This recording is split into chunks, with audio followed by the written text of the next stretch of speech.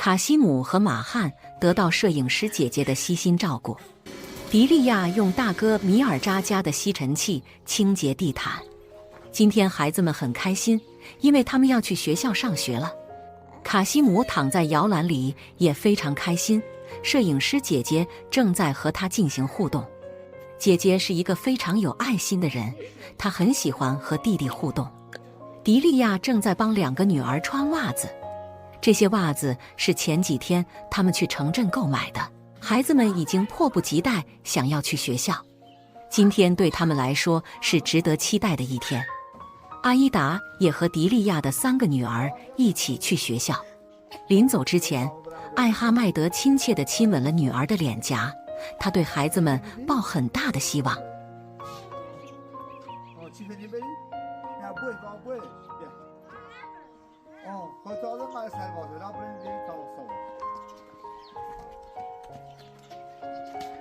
孩子们飞快地朝着学校的方向跑去，这一刻他们充满了青春和活力，他们渴望学到知识，改变自己和家人的命运。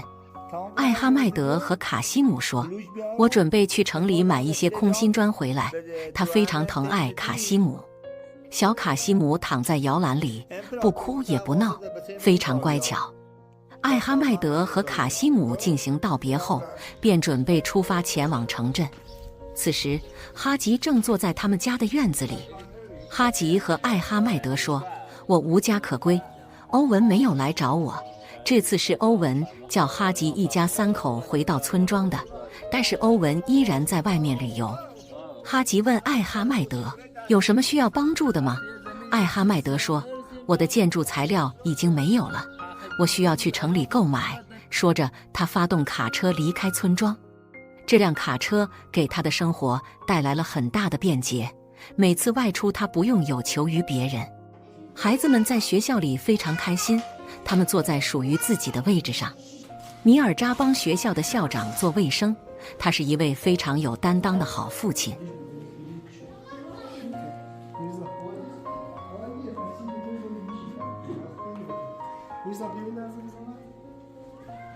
他们需要将教室的桌子和椅子搬到屋外，准备给教室换上崭新的地毯。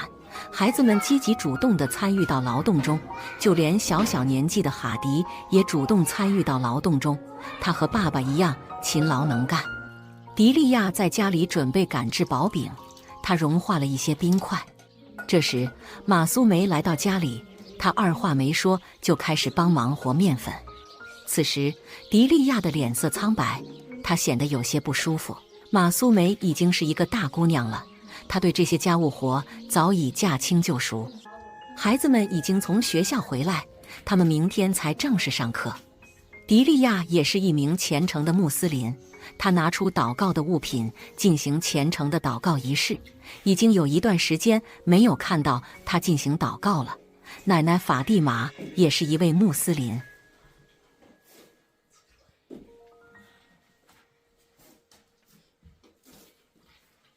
马苏梅和面粉的手艺非常娴熟有力，很快他就把面粉和好。远处我们可以看到哈吉已经去到奶奶法蒂玛家的院子。马苏梅把和好的面粉盖上盖子，等待发酵。此时迪利亚还在进行虔诚的祷告。马苏梅过来看望卡西姆，此时小家伙已经睡着，他睡得很踏实。迪利亚完成祷告后，他和马苏梅把和好的面粉抬到大哥米尔扎家。大哥家的地方比较宽敞，他们准备在大哥家赶制薄饼。这次他们是在大哥家的旧房子里制作薄饼。此时面团已经发酵好，迪利亚将面团揉搓成均匀的大小。家里很安静，并没有见到其他小孩的身影。揉搓好一部分面团后，迪利亚打开烤箱的火，开始制作薄饼。迪利亚是一位勤劳贤惠的游牧女人，赶制薄饼对她来说并不困难。擀面杖在她的来回碾压下，一个均匀的面团很快就变成又薄又圆的薄饼。看着迪利亚操作起来非常简单，但是这却是一项非常考验技术的劳动。迪利亚把擀制好的薄饼放到烤箱上，等待着薄饼慢慢变得金黄诱人。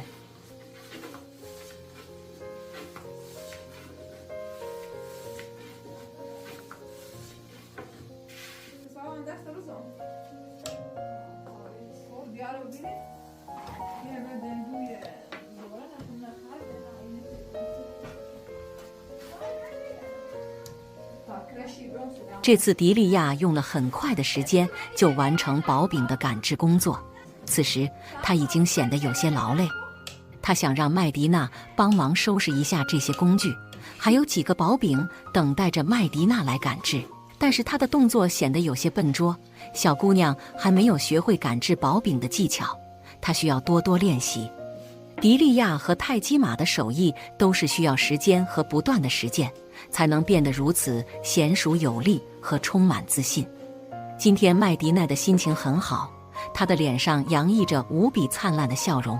她是一个非常勤劳的小姑娘。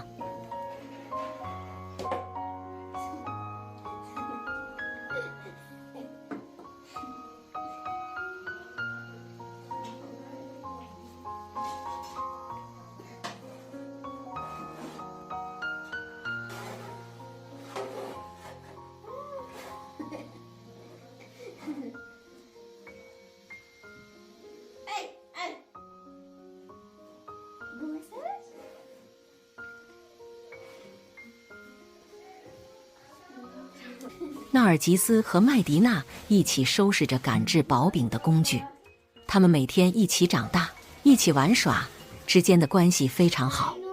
迪利亚回到家里，给鸡群喂了粮食，鸡群吃得非常满足。迪利热把冷却器抬出屋外，他打算对房间进行清洁。此时卡西姆躺在小床里，显得有些哭闹。摄影师姐姐轻轻地摇晃着小床，安抚他的情绪。可爱又壮实的马汉躺在摇篮里一动不动，在摄影师姐姐的轻轻摇晃下，马汉就像一个小少爷一样，显得无比享受。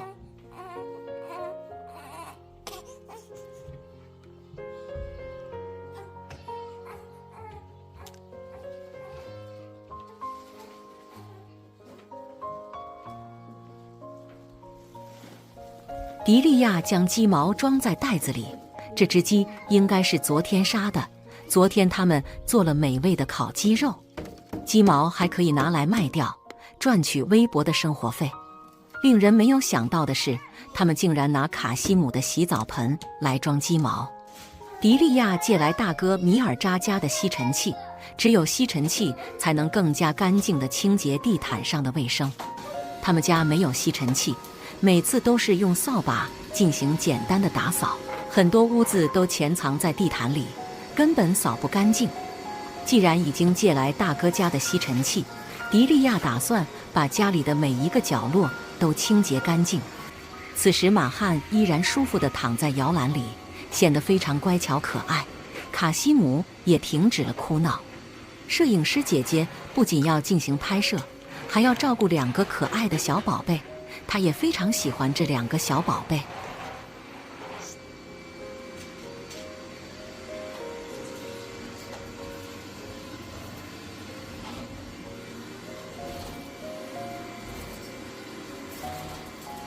大嫂泰姬玛来到家里，她给马汉喂了母乳。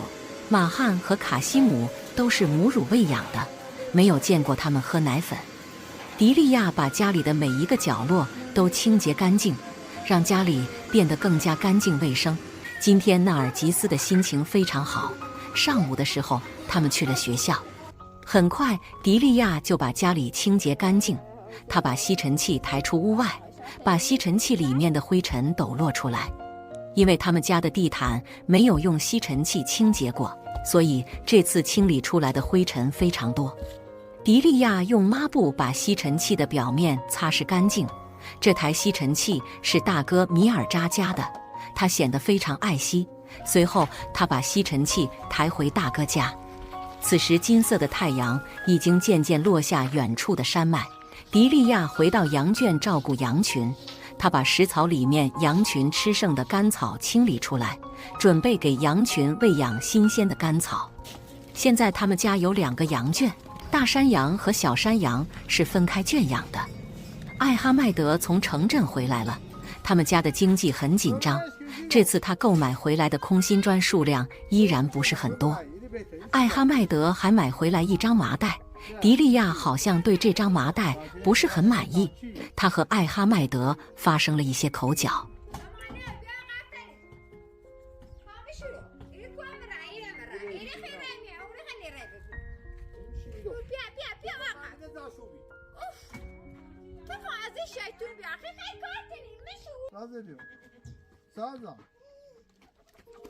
艾哈迈德还买回来一些生活物资，拉齐亚非常懂事地过来，想要帮助爸爸。迪利亚也过来帮忙，他们并没有因为刚才的口角而发生更加激烈的冲突。夫妻之间发生口角是很正常的现象。艾哈迈德还买了几只冻鸡回来，这些都是生活中需要吃的食物。孩子们还小，他们需要摄取足够的营养食物，让身体健康的成长。这2天，他们家应该要继续建造厨房，他们要拿鸡肉招待帮忙的人和师傅。回到家里，艾哈迈德首先看望了卡西姆，他非常疼爱卡西姆，卡西姆也是他们目前唯一的一个儿子。艾哈迈德走出屋外，他把空心砖搬到厨房的位置，为厨房的建造做准备。迪利亚给山羊喂了一些干草，显然山羊在大山里是吃不饱的，它们迫不及待地享用干草。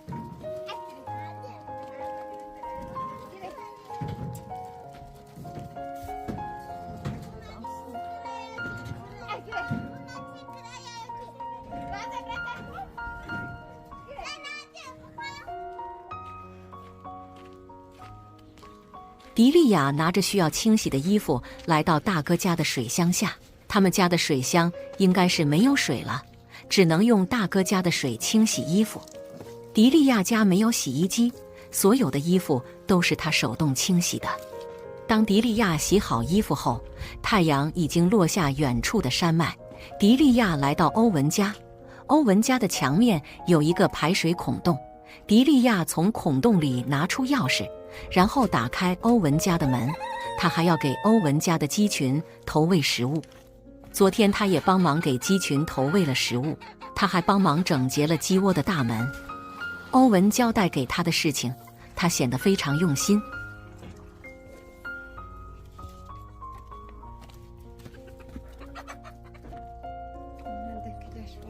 大哥米尔扎用拖拉机载着一大帮小孩回到村庄，孩子们在车上显得非常兴奋。迪利亚把清洗干净的衣服晾晒在绳子上。原来刚才孩子们去大山收集开心果了。玛利亚姆把自己收获到的开心果拿给妈妈看，看着玛利亚姆辛苦收获回来的开心果，迪利亚显得非常欣慰和开心。孩子们已经慢慢长大，他们懂得帮助大人分担负担了。本期的视频到这里就结束了，我们下期再见。